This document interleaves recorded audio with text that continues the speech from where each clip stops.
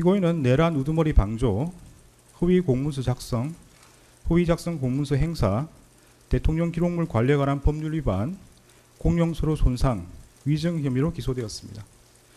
그 후에 내란 우두머리 방조 혐의와 관련하여 내란 중요임무 종사 혐의가 택일적으로 추가되었습니다. 이러한 공소사실에 대하여 피고인은 위증 혐의 중 일부에 한해서만 자백하고 있고 나머지 혐의는 모두 부인하고 있습니다. 순서대로 살펴보겠습니다. 먼저 내란 중요임무 종사 혐의에 대해서 살펴봅니다. 그 세부적인 내용이 복잡하므로 결론을 먼저 말씀드리겠습니다. 내란 중요임무 종사 혐의에 대해서는 유죄로 인정합니다. 참고적으로 내란 중요임무 종사가 아니라 내란 우두머리 방조에 대해서 설명을 드리면 처음 기소된 내란 우두머리 방조 혐의는 범죄로 성립할 수 없습니다. 내란죄는 필요적 공범으로서 관여자의 의사 방향이 일치하는 집합범이므로 내부자들 사이에서는 각자 수행한 역할에 따라 우두머리, 지휘자, 중요임무 종사자 등으로 처벌될 뿐 방조범에 관한 형법 총칙 규정이 적용될 여지가 없습니다. 따라서 내부자에 해당하는 피고인에게는 형법 총칙에 규정되어 있는 형법 30조에 따른 방조범이 성립할 여지가 없으므로 내란 우두머리 방조 공소사실은 범죄로 되지 않을 때에 해당하게 됩니다. 내란 우두머리 방조 혐의로 기소되었으나 내란 중요임무 종사 혐의가 택일적 추가적 병합되는 형태로 공소장이 변경되었습니다.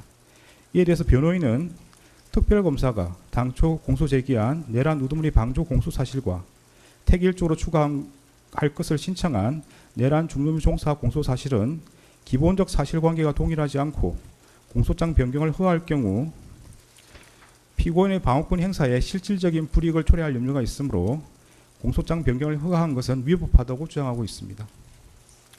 그러나 특별검사가 당초 공소 제기한 내란 우두머리 방조 공소사실과 이 법원이 공소사실의 택일적 추가를 허가한 내란 중요임무 종사 공소사실은 범행의 주체, 시기와 장소, 구체적 행위 태양 등이 모두 동일합니다.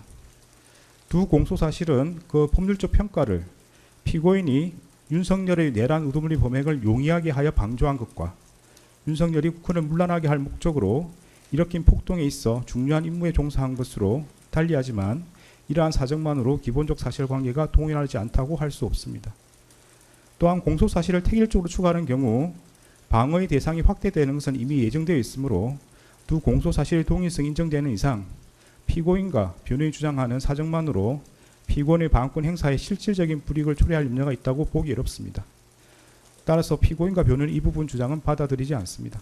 그 포고령은 헌법과 법률에 정한 절차에 의하지 않고 헌법에 의하여 보장되는 의회, 정당제도, 영장주의를 소멸시키고 헌법에 의하여 금지되는 언론 출판에 대한 허가 금지를 시행함으로써 헌법과 법률의 기능을 소멸시키려는 목적, 즉 국헌을 문란하게 할 목적으로 발령한 것이고 또한 다수의 군병력과 경찰 공무원을 동원하여 국회, 중앙선관위 등을 점거, 출입 통제하는 등 다수인을 결합하여 육력을 행사하고 해악을 고지함으로써 한 지역의 평화를 해할 정도의 위력이 있는 폭동을 일으켰다고 인정됩니다.